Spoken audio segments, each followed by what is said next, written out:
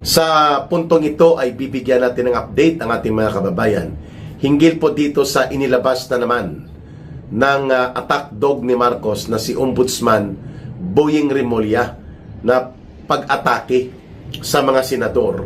And this time around ay binira na naman niya ng pananakot si Senator Robin Padilla, si Senator Alan Peter Cayetano at pati po si dating nakatalaga na Sergeant at Arms ng Senado, si retired Major General Mau Aplasca.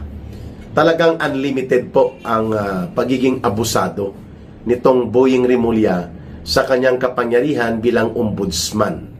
Instead na ang kanyang tinututukan dapat ang mga high-level crimes na kinasasangkutan ng mga matataas na opisyal kagaya ni Marcos, ng anak nito na si Sandro Marcos, ni Martin Romualdez at ng mga alipores ng sindikato sa malawakang pandarambong at sistematikong pangungurakot sa kaban ng bayan. Hindi po niya ito inaasikaso. Ang inaasikaso niya ay yung mga opposition senators, yung mga political figures na kritiko o hindi po direkta na nakokontrol o lumuluhod sa kagustuhan ni Marcos at nila Romualdez. Kaya obvious kaayo, mga kababayan, na dapat nga hindi ito na italaga si Remulla bilang ombudsman, pero dahil the appointing authority is with the president at ito ay barkada at gamit ito ni Marcos, no? Isa ito sa mga tuta ni Marcos, itong si Boying Remulla, at talaga namang nagpapakatuta, no? May benepisyo din eh.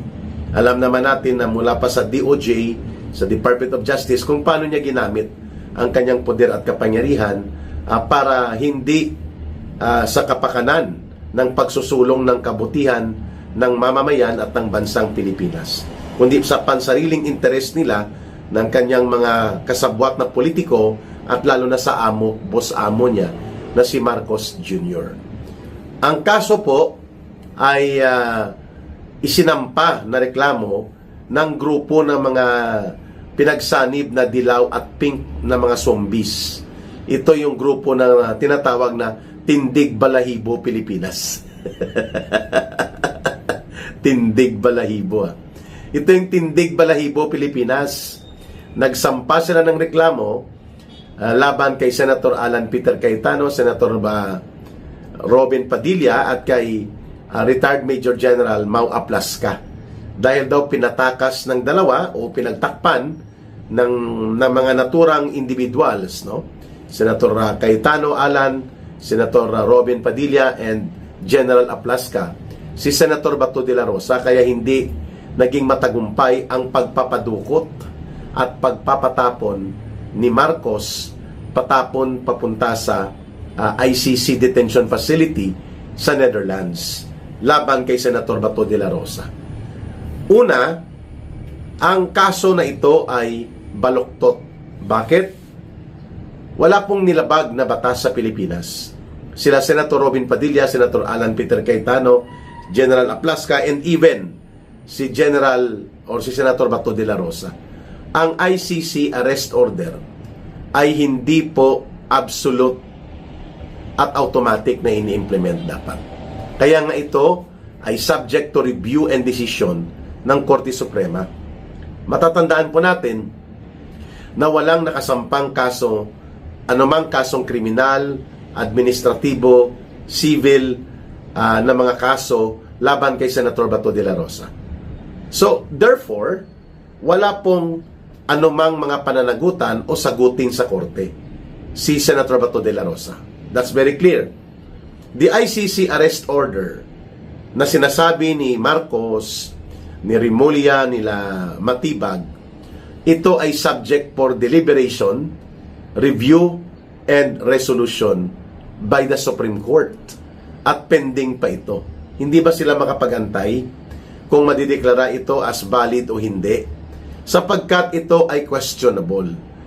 Dahil simula pa po noong March 2019 ay hindi na tayo sakop ng ICC.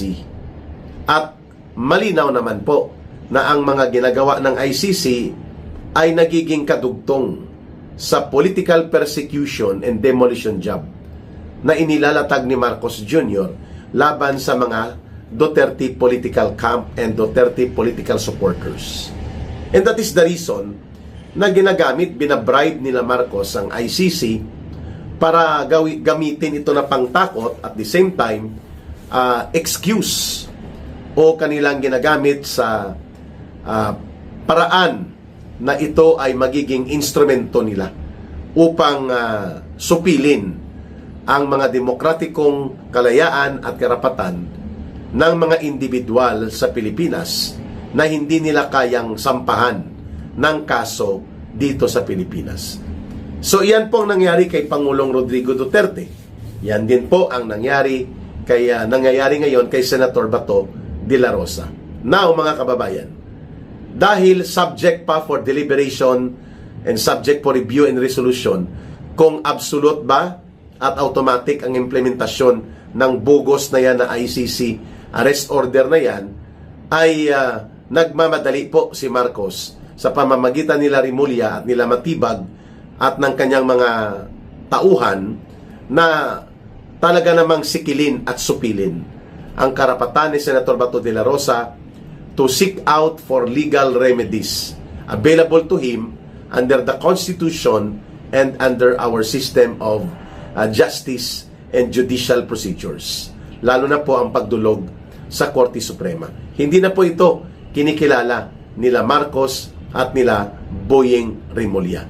Ngayon, itong pagsasampa ng kaso o reklamo na obstruction of justice, ito po ay napakababaw at malinaw na pambabaluktot ito sa totoong layunin na iharas talaga at ipakita ang poder ni Marcos gamit po ang kanyang mga kaalyado na mga dilawan at pinklawan zombies kagaya ng grupo na Tindig Balahibo Pilipinas at ang One Sambayan Group nito ni solid Duterte hater and hopeless Duterte hater na si Antonio Carpio. One Sambayan. Kami po Bangon Sambayanan. Sila ka Eric. Hindi po kami One Sambayan. Actually, ang One Sambayan, dating One Sampayan yan. Sampayan ng mga baluktot na pananaw politikal or pananaw politika kagaya ni Antonio Carpio. So, ang One Sampayan o One Sambayan at ang Tindig Balahibo Pilipinas na mga puro dilaw at pink, ito po ang nagsampa o nagsasampa ng mga kaso at reklamo laban sa mga konektado o nakalinya sa Duterte political camp. At ito namang si Rimulya, dahil nga attack dog ni Marcos ito, at atat siya na gamitin ang kanyang kapangyarihan para manglatigo at mangabuso doon sa mga